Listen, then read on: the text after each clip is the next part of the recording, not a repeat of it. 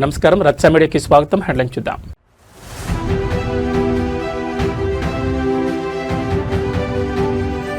ఉత్తరాంధ్ర ప్రజల చిరకాల స్వప్నం సాకారం. ఆగస్టు 1న భోగాపురం ఇంటర్నేషనల్ ఎయిర్పోర్ట్ ప్రారంభం.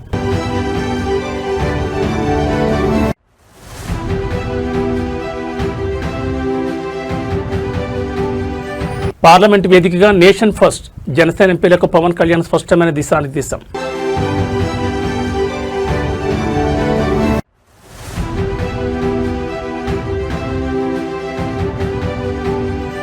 తెలంగాణలో ముదిరిన పొలిటికల్ వార్. కేసీఆర్ కుటుంబమే టార్గెట్గా సీఎం రేవంత్ రెడ్డి నిప్పులు.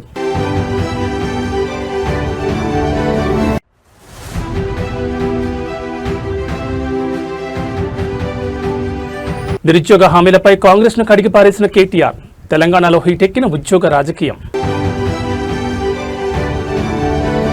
ఇక డీటెయిల్స్ చూస్తే ఆంధ్రప్రదేశ్ పారిశ్రామిక ఏవియేషన్ చరిత్రలో సువర్ణాక్షరాలతో లిఖించదగ్గ సరికొత్త అధ్యాయానికి ముహూర్తం ఖరారైంది. ఉత్తరాంధ్ర ప్రజల చిరకాల స్వప్నం, ఈ ప్రాంత రూపురేఖలను మార్చేయబోతున్న green field mega project Bhogapuram international airport ప్రారంభోత్సవానికి సర్వం సిద్ధమైంది. రాబోయే ఆగస్టు 1వ తేదీన భారత ప్రధాని నరేంద్ర మోడీ ఈ ప్రతిష్టాత్మక అంతర్జాతీయ విమానాశ్రయాన్ని అధికారికంగా ప్రారంభించబోతున్నారని ముఖ్యమంత్రి చంద్రబాబు నాయుడు వెల్లడించారు. ఈ చారిత్రాత్మక మైలురాయిపై సీఎం శనివారం అమరావతిలో అత్యంత కీలకమైన ఉన్నత స్థాయి సమీక్ష సమావేశం నిర్వహించారు. భోగాపురం అంతర్జాతీయ విమానాశ్రయ వాణిజ్య కార్యకలాపాలు ప్రారంభించేందుకు అవసరమైన అన్ని రకాల చట్టబద్దమైన క్లియరెన్స్లు ఇప్పటికే లభించాయి. ఉత్తరాంధ్ర ప్రాంత ప్రగతి కోసం, మెరుగైన కనెక్టివిటీ మరియు ఉపాధి అవకాశాల కోసం క్షేత్రస్థాయిలో సామాన్య ప్రజలు, యువత ఎదురుచూస్తూ పడ్డ కష్టాన్ని పూర్తిగా తీరుస్తూ ఈ ప్రాజెక్ట్ విశాఖ ఎకనామిక్ రీజియన్కి ఒక గేమ్ చేంజర్గా మారబోతోందని సమీక్షలో స్పష్టమైంది. గతంలో శంషాబాద్ ఎయిర్పోర్ట్ హైదరాబాద్ పరిసర ప్రాంతాల స్థితిగతులను ఎలా మార్చేసిందో అదే తరహాలో భోగాపురం విమానాశ్రయం పర్యాటకం, ఐటీ మరియు భారీ పరిశ్రమల పురోగతికి ప్రధాన చోదక శక్తిగా నిలవబోతోంది. ఈ ప్రతిష్టాత్మక సమీక్షలో కేంద్ర పౌర విమానయాన శాఖ మంత్రి కింజరాపు రామ్మోహన్ నాయుడు, రాష్ట్ర మంత్రులు నాదెండ్ల మనోహర్, సత్యకుమార్, అచ్చెన్నాయుడు, అనిత, బీజేపీ రాష్ట్ర అధ్యక్షులు మాధవ్, సిఎస్ సాయి ప్రసాద్, డీజీపీ హరీష్ కుమార్ గుప్తాలతో పాటు ఎయిర్పోర్ట్ నిర్మాణ సంస్థ జీఎంఆర్ ప్రతినిధులు పాల్గొన్నారు. ప్రధాని మోడీ పర్యటన చారిత్రాత్మకంగా నిలిచేలా విమానాశ్రయ స్వాగత వేదికలపై రాష్ట్ర గిరిజన సాంప్రదాయాలు, హస్తకళల వైభవాన్ని ప్రదర్శించాలని సీఎం అధికారులను ఆదేశించారు.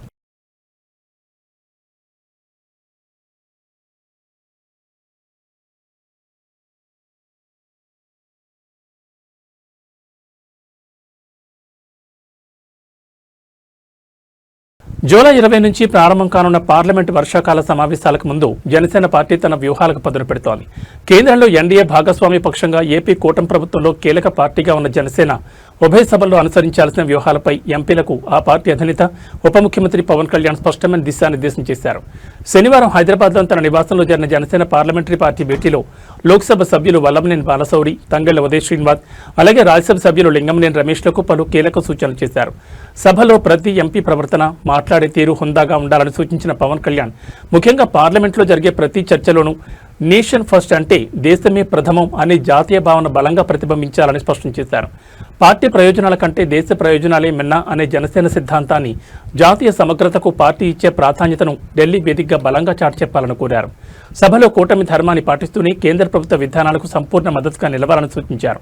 అయితే అదే సమయంలో దేశ ప్రయోజనాలకు అత్యంత ప్రాధాన్యత ఇస్తూనే ఆంధ్రప్రదేశ్ రాష్ట్ర హక్కులు, ప్రయోజనాల సాధనలో ఎక్కడా రాజీ పడకూడదని ఎంపీలకు పవన్ కళ్యాణ్ గట్టిగా నొక్కి చెప్పారు. రాష్ట్రానికి సంబంధించిన సమస్యలను సభ దృష్టికి తీసుకురావడానికి లభించే ప్రతి చిన్న అవకాశాన్ని కూడా వదులుకోకూడదన్నారు. రాష్ట్రానికి కేంద్రం నుంచి రావాల్సిన నిధుల విడుదల, పెండింగ్లో ఉన్న ప్రాజెక్టుల పురోగతి మరియు విభజన హామీల అమలు కోసం పార్లమెంటు వేదికగా గళం విప్పాలని ఆదేశించాను.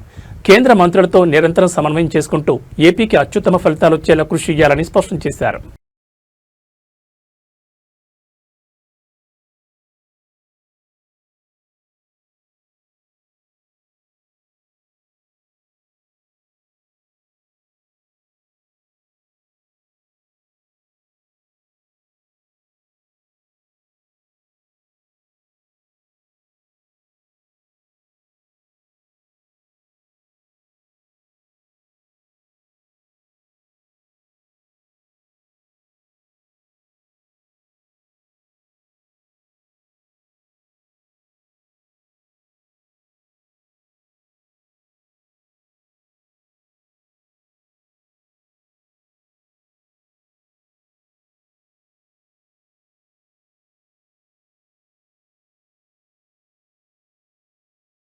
తెలంగాణ రాజకీయాల్లో ఇరు పార్టీల మధ్య మాటల యుద్ధం ముదిరి పాకాన పడింది. కాంగ్రెస్ బీఆర్ఎస్ నేతల మధ్య గత కొన్ని రోజులుగా నడుస్తున్న కోల్డ్ వార్ ఇప్పుడు ఏకంగా క్లైమాక్స్కు చేరింది. మాజీ ముఖ్యమంత్రి గులాబీబాద్ కేసీఆర్ కుటుంబమే టార్గెట్గా ముఖ్యమంత్రి రేవంత్ రెడ్డి ఊహించని రేంజ్లో విరుచుకుపడ్డారు. నిన్నటి వరకు మాట్లాడిన మాటలు ఒక్కిత్తైతే తాజాగా రేవంత్ రెడ్డి చేసిన కామెంట్స్ ఇప్పుడు తెలంగాణ వ్యాప్తంగా పెను సంచలనం సృష్టిస్తున్నాయి. అసలు తెలంగాణ ప్రజలు మీ కుటుంబానికి ఏం తక్కువ చేశారంటూ కేసీఆర్ను రేవంత్ రెడ్డి సూటిగా అత్యంత ఘాటుగా నిలదీశారు. తెలంగాణ సమాజం కోసం, ఇక్కడి ప్రజల కోసం తామేదో త్యాగాలు చేసేశామంటూ కలరింగిస్తున్న కేసీఆర్ ఫ్యామిలీ గుట్టును రేవంత్ రెడ్డి ఆధారాలతో సహా బట్టబయలు చేశారు. ఒకప్పుడు చెప్పులు కూడా లేకుండా తిరిగిన వాళ్లకు, తాగడానికి గంజి కూడా గతిలేని వాళ్లకు ఇప్పుడు 100 కోట్ల విలువైన బెంజ్ కార్లు ఎక్కడి నుంచి వచ్చాయంటూ రేవంత్ రెడ్డి మండిపడ్డారు. అసలు ఈ 10 ఏళ్ల పాలనలో దోచుకుని ఒకప్పటి హైదరాబాద్ని ఏలిన నిజాం రాజుల కంటే ఎక్కువ ఆస్తిపరులు మీరు ఎలా అయ్యారంటూ ప్రశ్నించారు. తెలంగాణ ఇచ్చిన అధికారంతో మీ కుటుంబం కోట్లకు పడగలెత్తినట్టు రేవంత్ రెడ్డి నిప్పులు చెరిగారు. ఇక కేసీఆర్ కొడుకు కేటీఆర్ స్వయంగా కేసీఆర్ రాజకీయ ఎదుగుదలపై రేవంత్ రెడ్డి చేసిన వ్యాఖ్యలు ఇప్పుడు సోషల్ మీడియాను షేక్ చేస్తున్నాయి. కేసీఆర్ ఫ్యామిలీకి తెలంగాణ సమాజం ఇచ్చిన ప్రాధాన్యతను గుర్తు చేస్తూ అమెరికాలో బాత్రూంలు కడిగేవాడొచ్చి ఇక్కడ తెలంగాణకు ఐటీ మంత్రి అయ్యాడని, ఒకప్పుడు దుబాయ్ పంపే పాస్పోర్ట్ బ్రోకర్గా తిరిగిన వ్యక్తి ఈ రాష్ట్రానికి ఏకంగా 10 ఏళ్లు ముఖ్యమంత్రి అయ్యాడంటూ అత్యంత తీవ్ర పదజాలంతో విరుచుకుపడ్డారు. ఇంతకంటే తెలంగాణ ప్రజలు మీ కుటుంబానికి ఏం అన్యాయం చేశారు, ఏం తక్కువ చేశారంటూ రేవంత్ రెడ్డి వేసిన ప్రశ్నలకు ఇప్పుడు బీఆర్ఎస్ శ్రేణులు డిఫెన్స్ లో పడిపోయాయి. బండి యాదగిరి స్ఫూర్తి ఈ రోజు కూడా మా దగ్గర ఉన్నది. ఇయాల నేను చెప్తున్నా, గజ్వెల్లనే నిన్ను సమాధి చేసే బాధ్యత మాది, మా యువకులది. తెలంగాణ సమాజం మీకు అన్ని అవకాశాలు ఇచ్చింది, ఆస్తులు ఇచ్చింది, అంతస్తులు ఇచ్చింది, ఆగర్భ శ్రీమంతులను చేసింది. ఏమి తక్కువ చేసింది తెలంగాణ? ఏమి తక్కువ ఇచ్చింది మీకు ఈ తెలంగాణ? మరి తిరిగి తెలంగాణ 4 కోట్ల ప్రజలకు మీరు మీ కుటుంబంలో నలుగురు ఏమిచ్చిందని ఈరోజు తెలంగాణ సమాజం మిమ్మల్ని అడుగుతుంది. ఏం అన్యాయం చేసింది మీకు? చెప్పులు లేకుంటే తిరిగేటోళ్లకు, గంజి గతి లేని వాళ్ళకి ఇవాళ బెంచ్ కార్లకు వచ్చినాయి కదా. అమెరికాలో బాత్రూంలు కడుక్కునేటోడు ఈరోజు తెలంగాణ రాష్ట్రానికి మంత్రి అయింది కదా. దుబాయ్ పాస్పోర్ట్ బ్రోకరు తెలంగాణ రాష్ట్రానికి ముఖ్యమంత్రి అయింది కదా. ఏం తక్కువ చేసిందని నేను అడుగుతున్నా. తెలంగాణ మీకు ఎన్నడైనా ఏ దుబాయ్కి పంపించే పాస్పోర్ట్ బ్రోకర్ కేంద్ర మంత్రిగా తెలంగాణ రాష్ట్రానికి ముఖ్యమంత్రి అవుతాడని కలలు కన్నాడా? అలాంటి దుబాయ్ పాస్పోర్ట్ బ్రోకర్ని ఇవాళ తెలంగాణ రాష్ట్రానికి ముఖ్యమంత్రిగా తెలంగాణ ప్రజలు చేశారు. తెలంగాణలో నిరుద్యోగుల సమస్యలు, ఉద్యోగ నోటిఫికేషన్ల అంశంపై రాజకీయాలు ఒక్కసారిగా హీట్ ఎక్కాయి. కాంగ్రెస్ ప్రభుత్వం టార్గెట్గా బీఆర్ఎస్ వర్కింగ్ ప్రెసిడెంట్ కేటీఆర్ మరోసారి తీవ్రస్థాయిలో విరుచుకుపడ్డారు. ఎన్నికల సమయంలో నిరుద్యోగులకు ఇచ్చిన హామీలను రేవంత్ రెడ్డి సర్కార్ పూర్తిగా విస్మరించిందంటూ సోషల్ మీడియా వేదికగా ఆయన చేసిన వ్యాఖ్యలు ఇప్పుడు తెలంగాణ వ్యాప్తంగా పెను సంచలనం సృష్టించినాయి. గత నవంబర్ 2023 అసెంబ్లీ ఎన్నికల సమయంలో తాము అధికారంలోకి వచ్చిన మొదటి సంవత్సరంలోనే ఏకంగా 2 లక్షల ప్రభుత్వ ఉద్యోగాలు ఇస్తామని కాంగ్రెస్ పార్టీ జాబ్ క్యాలెండర్ ప్రకటించిన విషయాన్ని కేటీఆర్ ఈ సందర్భంగా గుర్తు చేశారు. ఓటు కొట్టు, జాబ్ పట్టు అంటూ నాడు అన్ని ప్రధాన పత్రికల్లో మొదటి పేజీల్లో రంగురంగుల భారీ ప్రకటనలిచ్చి నిరుద్యోగులు నమ్మించారని మండిపడ్డారు. తీరా అధికారంలోకి వచ్చి ఏడాది గడుస్తున్నా ఇచ్చిన మాట ప్రకారం ఉద్యోగాలు భర్తీ చేయడంలో ఇప్పుడు ఒలుకు పలుకు లేకుండా రేవంత్ సర్కార్ వ్యవహరిస్తోందని కేటీఆర్ తీవ్రంగా కౌంటర్ ఇచ్చారు. ఇక కాంగ్రెస్ అధిష్టానంపై కేటీఆర్ చేసిన వ్యాఖ్యలు ఇప్పుడు సోషల్ మీడియాను షేక్ చేస్తున్నాయి. రాష్ట్రంలో ఖాళీగా ఉన్న ప్రభుత్వ ఉద్యోగాలను నింపడం చేతకాని కాంగ్రెస్ నేతలు రాహుల్ గాంధీ జేబులను మాత్రం ఇక్కడ డబ్బుతో జోరుగా నింపుతున్నారంటూ సంచలన ఆరోపణ చేశారు. తెలంగాణలో కాంగ్రెస్ పాలన ఎలా తయారైందంటే నిరుద్యోగుల కోసం తెస్తామన్న జాబ్ క్యాలెండర్కి మాత్రం 9 అంటూ ఇక్కడ జరుగుతున్న అవినీతి అక్రమాల స్కామ్ క్యాలెండర్కి మాత్రం సాయి అంటున్నారని కేటీఆర్ అత్యంత ఘాటుగా పొలిటికల్ పంచ్ వేశారు. 2023 నవంబర్లో ఆ రోజు ఎన్నికల్లో రాష్ట్ర శాసనసభకి ఎన్నికలు జరిగితే ఆ రోజు కాంగ్రెస్ పార్టీ వాళ్ళు జాబ్ క్యాలెండర్ ప్రకటించారు. ఒక్కసారి ఫుల్ పేజ్ అడ్వర్టైజ్మెంట్లు ఇచ్చినారు. ఆ ఫుల్ పేజ్ ఒకసారి చూపెట్టాలని చెప్పి, ఆ స్లైడ్ వేయాలని చెప్పి మా వాళ్ళని కోరుతా ఉన్నాం. ఇది గుర్తుండాలి మీకు. కాంగ్రెస్ వాళ్ళు నవంబర్ 2023లో వేసిన జాబ్ క్యాలెండర్ అన్ని పత్రికల్లో అవినీతి సొమ్ముతో ఫస్ట్ పేజీలో ఫుల్ పేజ్ అడ్వర్టైజ్మెంట్. ఎన్ని ఉద్యోగాలు ఉన్నాయి? 2 లక్షల ఉద్యోగాలు మొట్టమొదటి సంవత్సరంలోనే భర్తీ చేస్తామని చెప్పారు. ఆ రోజు ఏమన్నారు? ఓటు కొట్టు, జాబు పట్టు అని బంపర్ ఆఫర్ ఇచ్చారు. ఏమన్నారు? ఒక్క ఏడాదిలోనే 2 లక్షల ఉద్యోగాలు, డిసెంబర్ 2024 కల్లా 2 లక్షల కొలువులు ఇస్తామని చెప్పారు. ఇవాళ జాబులు లేవు, జవాబులు లేవు, ఉద్యోగాలు లేవు, ఉలుకు లేదు, పలుకు లేదు. తెలుగు క్యాలెండర్ మారింది, ఇంగ్లీష్ క్యాలెండర్ మారింది, జాబ్ క్యాలెండర్ మాత్రం పత్తా లేదు.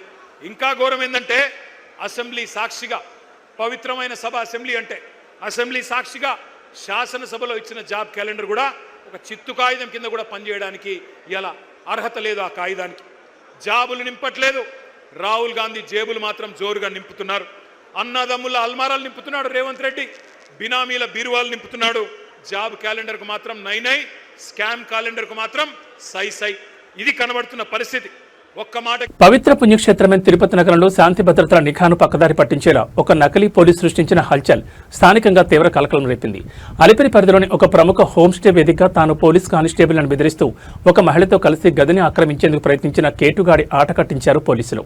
గదిలోకి వెళ్లిన వ్యక్తి ఎంతసేపటికి బయటకు రాకపోవడంతో అనుమానం వచ్చిన హోంస్టే మేనేజర్ అత్యంత సమయస్ఫూర్తితో వ్యవహరించి అలిపిరి పోలీసులకు సమాచారం అందించారు. రంగంలో దిగిన అసలు పోలీసులు అక్కడ ఉన్నది నకిలీ కానిస్టేబుల్ అని తేల్చి అతనికి బేడీలు వేశారు.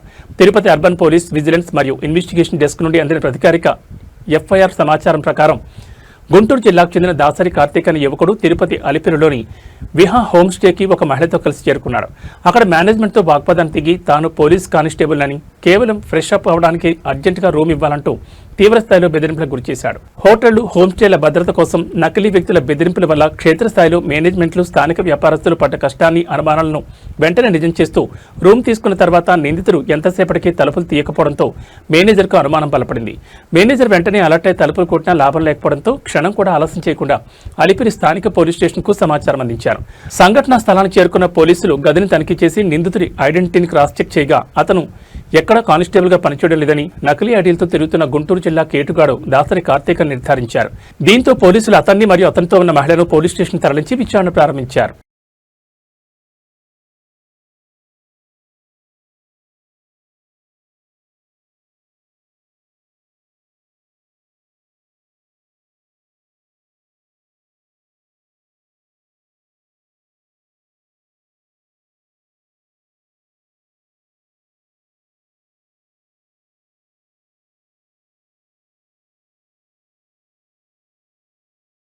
కరువు జిల్లాగా పేరుందిన అనంతపురంలో వర్షాల కోసం గ్రామస్తులు నమ్ముతున్న ఒక వింత ఆచారం ఇప్పుడు తెలుగు రాష్ట్రాల్లో హాట్ టాపిక్గా మారింది. ప్రకృతి కరుణించాలన్నా, వరుణదేవుడు వర్షం కురిపించాలన్నా అక్కడ కాలాల నాటి నమ్మకాలు మళ్లీ తెరపైకొస్తాయి.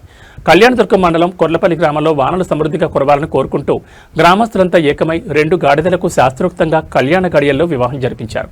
గతంలో ఇలా చేయడం వల్లే భారీ వర్షాలు పడ్డాయని నమ్ముతున్న స్థానికులు ఈసారి కూడా వరుణుడు కరుణిస్తాడని బలంగా చెబుతున్నారు. కొర్లపల్లి గ్రామంలోని ప్రతి కుటుంబం ఈ వినూత్న వివాహ వేడుకలో ఉత్సాహంగా పాల్గొంది. మామూలు పెళ్లిళ్లకు ఏమాత్రం తీసిపోని విధంగా గాడిదలను కొత్త బట్టలు, పూలమాలలు మరియు పసుపు కుంకుమలతో అలంకరించి ఊరేగించారు. ప్రతి ఏటా వర్షాలు లేక పంటలు పండక క్షేత్రస్థాయిలో అనంతపురం రైతాంగం రాత్రింబావుడు పడ్డ కష్టాన్ని, కరువు బాధలను ఎలాగైనా తీర్చాలనే తపనతోని గ్రామస్తులు ఈ సాంప్రదాయాన్ని ఆశ్రయించారు. పురోహితుల మంత్రోచ్చారణల మధ్య మంగళ వాయిద్యాలు మోగుతుండగా ఈ గాడిదల పెళ్లిని శాస్త్రోక్తంగా ముగించి అనంతరం గ్రామస్తులందరికీ భోజనాలు కూడా ఏర్పాటు చేయడం విశేషం. ఆధునిక కాలంలో ఇదొక వింత ఆచారంగా అనిపించినప్పటికీ రాయలసీమలోని కొన్ని మారుమూల గ్రామాల్లో ప్రకృతిని ప్రసన్నం చేసుకోవడానికి ఇటువంటి నమ్మకాలు దశాబ్దాలుగా సజీవంగా ఉన్నాయని మన క్షేత్రస్థాయి నివేదికలు స్పష్టం చేస్తున్నాయి. జిల్లా కళ్యాణ మండలం పుల్లపల్లి గ్రామం వర్షాలు లేక అప్పుడు గాడిదకి పెళ్ళి ఇచ్చేస్తే వర్షాలు వస్తాయని మేము చేస్తున్నాము. అప్పుడు మన పెద్దోళ్ళు పూర్వకాలంలో ఇలా చేస్తుంటే దానికి ఇలా చేస్తున్నాము మేము వర్షాలు రావాలని. గాడిద మొగ్గాడిది రెండేట్లు తెచ్చి పొయ్యి గడగల, పొయ్యి గడిగి ఆడవాళ్ళకి ఎట్లా ఒడిపియం ఇస్తామో అట్లా ఆడిగాడికి ఒడిపియం వేయాల. ఒడిపియం గొంతుకి కట్టాల, రేక్కణంలో కొత్త రేక్కణంలో అది కట్టినాక వాటికి పూలారం వేసి మెరూన్ చేయాల. మెరూన్ చేసిన తర్వాత అది నేను ఆడిడాల. ఆడిడిచినాక ఇంకా కార్యం కూడా ఉంది చెయ్యాలంటే అంతెత్తివి 3 కడవలు తేవాల. 3 కడవలు తెచ్చి అట్లా కట్టినట్లు కట్టి అట్లా గూడు ఇడిచినట్లు గూడు ఇడిచినట్లు ఇడిచి ఆ కడవలు కంట మీదకి సోటు నీళ్ళని అద్ది బట్టలు అట్లా కట్టాల. వాటికి చుట్టాల, ఉబ్బు చుట్టాల. ఉబ్బు దేవరు అని ఇప్పుడు సంక్రాంతి వస్తే గింజలకి ఏంటికి వస్తాము రైతులకి, ఆ ఉబ్బు దేవరు కాసు చేసాక మాత్రమే. ఆ ఉబ్బు దేవరికి అట్లంతా కట్టినాక ఒక సన్నది సిద్దిపేట జిల్లాలో సాగునీటి మంటలు రాజకీయాన్ని వేడెక్కించాయి. తమ పంట పొలాలను కాపాడుకునేందుకు కంటి ముందే ఎండిపోతున్న ఆయకట్టుకు జీవం పోసేందుకు చిన్నకోడూరు మండల రైతాంగం ఉవ్వెత్తున కదం తొక్కింది. కాళేశ్వరం ప్రాజెక్టు నుంచి తక్షణమే నీటిని లిఫ్ట్ చేయాలంటూ అన్నపూర్ణ సాగర్ నుండి రంగనాయక సాగర్ వరకు రైతులు చారిత్రాత్మక పాదయాత్రకు శ్రీకారం చుట్టారు. ప్రాజెక్టులలో నీళ్లు నింపి తమ సాగునీటి కోస తీర్చాలంటూ సాగుతున్న ఈ పాదయాత్రకు ప్రతిపక్షం నుండి భారీ మద్దతు లభించింది. మాజీ మంత్రి BRS deputy floor leader Harish Rao నేడు మధ్యాహ్నం ఈ పాదయాత్రలో స్వయంగా పాల్గొని రైతులతో కలిసి నడవనున్నారు. చిన్నకోడూరు మండలానికి చెందిన వందలాది మంది రైతులు ఈ ఉదయం అన్నపూర్ణ సాగర్ ప్రాజెక్టు వద్ద గుమికూడి ఈ నిరసన పాదయాత్రను ప్రారంభించారు.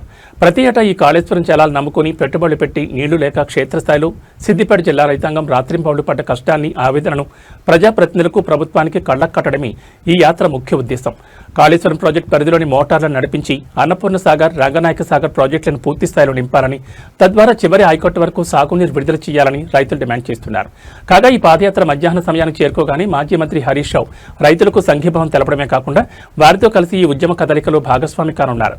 దీంతో అటు ఇరిగేషన్ అధికారులు, ఇటు పోలీసు యంత్రాంగం కూడా అప్రమత్తమైంది.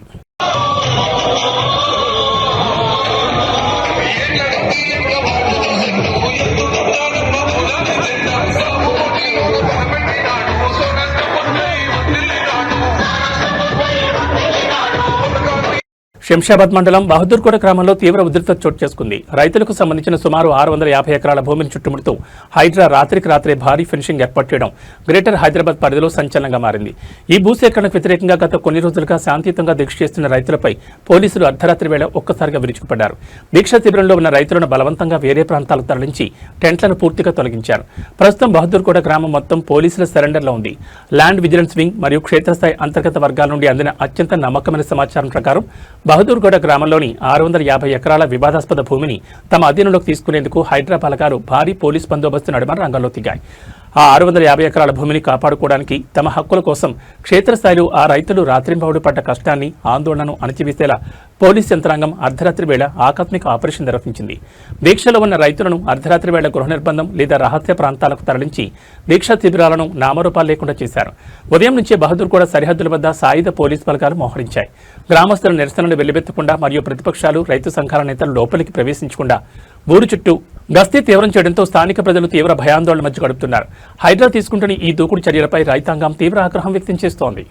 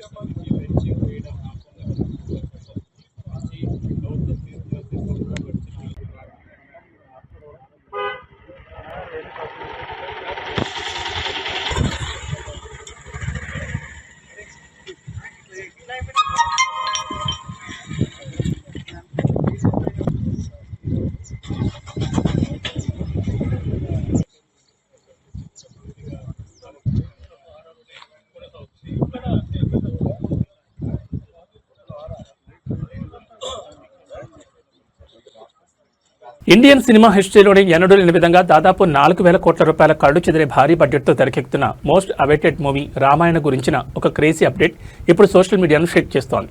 ఈ పౌరాణిక దృశ్య కావ్యంలో మాతా సీతాదేవి పాత్రను పోషిస్తున్న టాలెంటెడ్ యాక్ట్రెస్ సాయి పల్లవి చిత్ర ప్రమోషన్లో భాగంగా ఢిల్లీలో జరిగిన ఒక ప్రత్యేక ఈవెంట్లో పాల్గొన్నారు.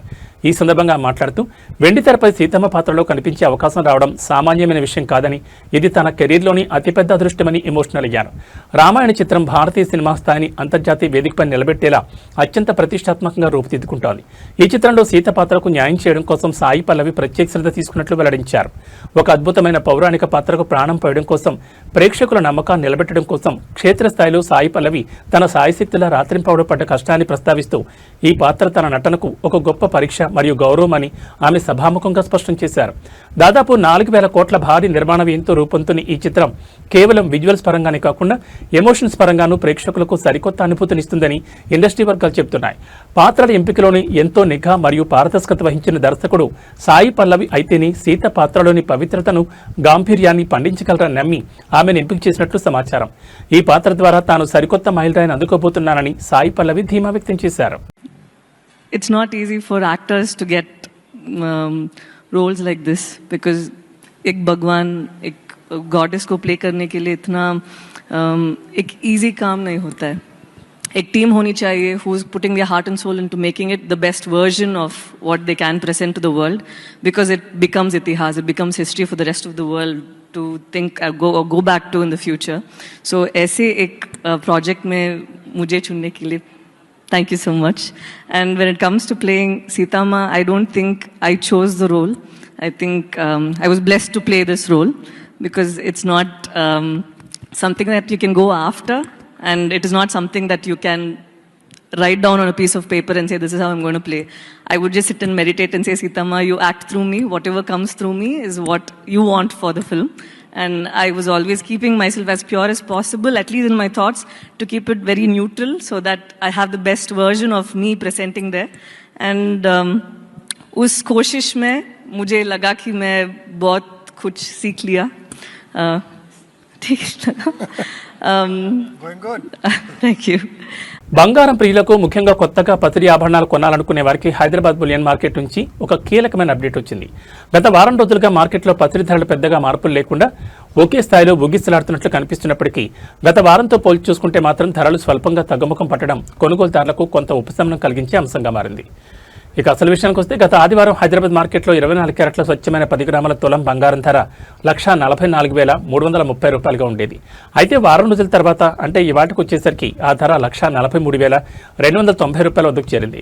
అంటే లెక్క ప్రకారం చూసుకుంటే వారం రోజుల్లోని 24 క్యారెట్ల తులం బంగారంపై 1,040 రూపాయల వరకు ధర తగ్గినట్లయింది.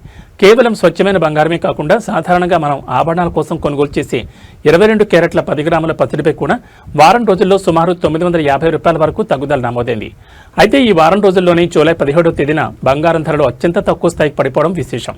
జూలై 17న హైదరాబాద్ బులియన్ మార్కెట్లో 24 క్యారెట్ల గోల్డ్ 1,42,530 రూపాయల వద్ద అత్యల్పంగా రికార్డు అవగా అదే రోజు 22 క్యారెట్ల బంగారం ధర కూడా 1,30,650 రూపాయలుగా నమోదైంది. ఇక్కడ కొనుగోలుదారులు గమనించాల్సిన ఒక ముఖ్యమైన విషయం ఏంటంటే మార్కెట్లో ఇప్పుడు మేము చెప్తున్న ఈ లైవ్ ధరలని కేవలం ప్రాథమిక ధరలు మాత్రమే. మీరు షోరూమ్కి వెళ్లి కొనుగోలు చేసేటప్పుడు ఈ ధరలపై అదనంగా మరో 3% జీఎస్టీ అలాగే మేకింగ్ ఛార్జీలు అదనంగా ఉంటాయని గుర్తుంచుకోవాలి.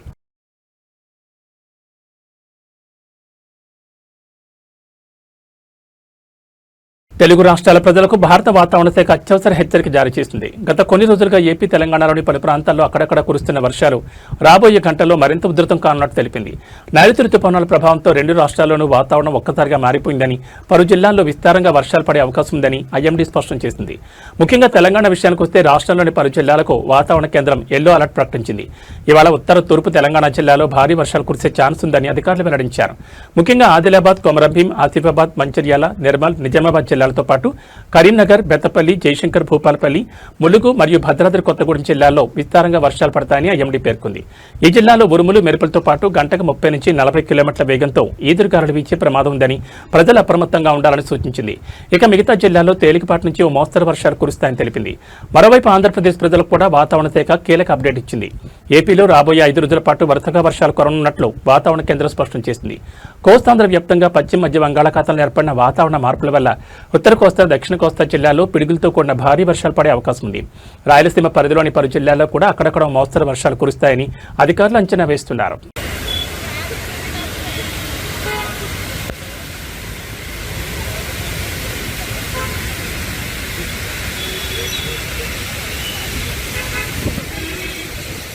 ఇవి బులెటిన్ విశేషాలు. మరో బులెటిన్లో మళ్ళీ కలుసుకుందాం. నమస్కారం.